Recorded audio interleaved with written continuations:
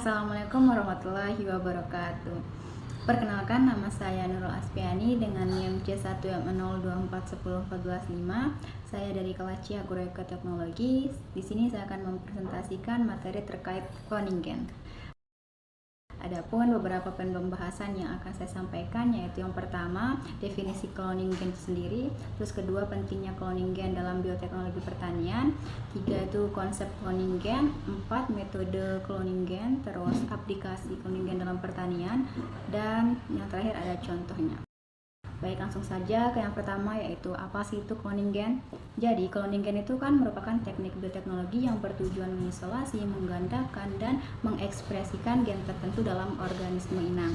Nah, cloning gen itu juga biasa disebut proses menyalin segmen DNA tertentu itu untuk diperbanyak dan dipelajari lebih lanjut melalui teknik rekayasa genetika.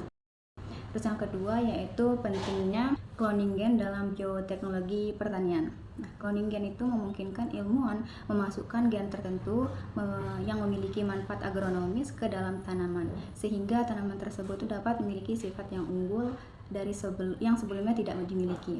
Nah, melalui teknik cloning gen ini, gen yang berperan dalam memberikan ketahanan terhadap hama itu dapat diperkenalkan ke tanaman, sehingga tanaman itu mampu melindungi dirinya secara biologis tanpa bergantung pada pestisida kimia. Selain itu, cloning gen juga dapat membawa gen yang berfungsi dalam mengatasi kondisi lingkungan yang ekstrim seperti kekeringan, salinitas, atau suhu tinggi, sehingga tanaman itu menjadi lebih toleran terhadap stres lingkungan. Nah, tidak hanya itu, proses ini juga dapat digunakan untuk meningkatkan kualitas hasil panen, misalnya meningkatkan kandungan nutrisi, memperbaiki rasa, atau memperpanjang daya simpan hasil pertanian. Dengan demikian, cloning gen itu memberikan peluang yang besar untuk menghasilkan tanaman yang lebih produktif, berkualitas tinggi, dan adaptif terhadap perubahan iklim maupun tantangan pertanian modern. Selanjutnya yaitu konsep cloning gen. Cloning gen itu kan pada dasarnya merupakan proses isolasi dan penggandaan suatu segmen DNA yang memuat informasi untuk menghasilkan sifat tertentu. Nah, proses ini dimulai dengan pemilihan gen target yang biasanya terkait dengan sifat unggul seperti ketahanan hama atau toleransi kekeringan. Nah, setelah gen yang diinginkan teridentifikasi, itu langkah selanjutnya adalah mengisolasi gen tersebut dari materi genetik organisme asal. Nah, isolasi itu dapat dilakukan dengan PCR atau polymerase chain reaction. Nah, pemotongan DNA menggunakan enzim restriksi atau metode ekstraksi DNA konvensional. Nah, setelah diisolasi, gen tersebut selanjutnya dapat dimasukkan ke vektor untuk diperbanyak atau dipindahkan ke organisme lain. Baik, poin pembahasan selanjutnya yaitu terkait metode cloning gen. Jadi metode cloning gen itu umumnya dilakukan melalui 3 teknik, yaitu rekombinasi DNA, terus vektor cloning, dan yang terakhir organisme inang. Nah, proses pertama yaitu melibatkan penggabungan DNA target dengan molekul DNA lainnya melalui bantuan enzim restriksi yang berfungsi memotong DNA pada urutan tertentu. Kemudian, fragmen DNA yang telah terpotong itu akan disambungkan menggunakan enzim ligase untuk membentuk DNA rekombinan.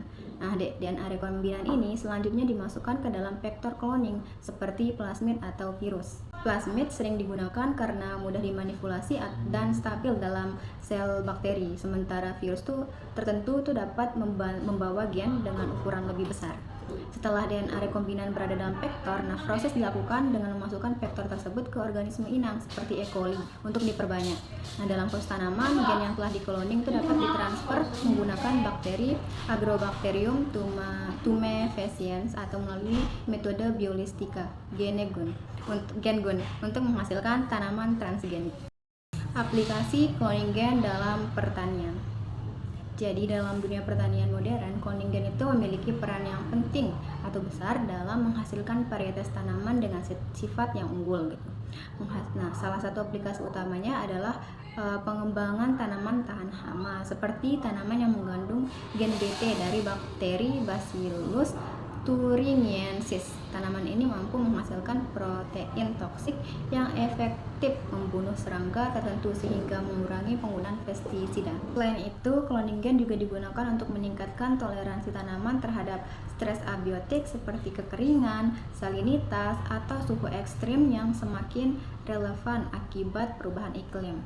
Nah, teknologi cloning gen ini juga dimanfaatkan untuk meningkatkan kualitas hasil pertanian, misalnya meningkatkan kandungan nutrisi, memperbaiki rasa, memperpanjang umur simpan, atau menghasilkan warna tertentu pada buah dan sayuran.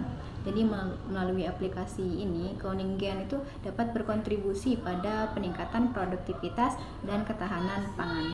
Salah satu contoh terkenal dari penerapan cloning gen yaitu pengembangan BT cotton, yaitu kapas yang telah disisipi gen BT dari bakteri Thuringiensis itu. Tanaman ini mampu menghasilkan toksin alami yang mematikan bagi beberapa jenis serangga, sehingga membantu petani mengurangi penggunaan pestisida kimia dan meningkatkan hasil panen.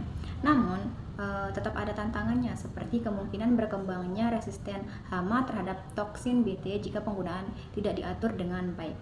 Contoh yang lainnya yaitu golden rice, padi transgenik yang mengandung gen penghasil beta-karotin untuk meningkatkan kandungan vitamin A. Golden rice dikembangkan untuk membantu mengatasi defisiensi vitamin A di negara yang berkembang.